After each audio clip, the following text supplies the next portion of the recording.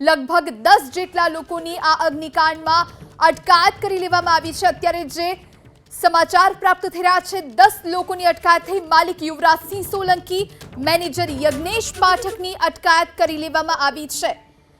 Manager Nitin Jain સહિત 10 લોકોની અટકાયત કરવામાં આવી છે।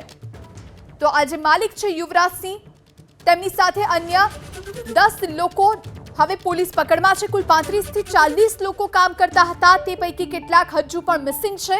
હજુ પણ જે લોકો મિસિંગ છે તેમની યાદી પોલીસ મેળવી રહી છે। આજનો આ ગોઝારો દિવસ, આજનો આ કાળો દિવસ રાજકોટ માટે, કારણ કે આ અગ્નિકાંડમાં 26 લોકોના, 26 નિર્દોષોના જીવ ગયા છે।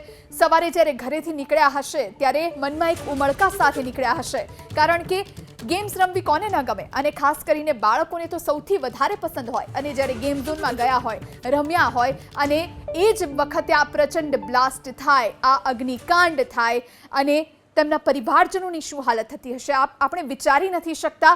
અને વિચારતા જ આપણા રૂવાટા ઊભા થઈ જતા હશે, કારણ કે જે માં પોતાના દીકરાની રાહ જોઈ રહી છે અને ત્યાં આમ તેમ શોધી રહી છે, મીડિયા પાસે આવી રહી છે, ફોટા બતાવી રહી છે કે કોઈક મારા દીકરાને શોધી લાવો, ત્યારે એમની શું હાલત થતી હશે આપણે તો માત્ર કલ્પના જ કરી શકીએ।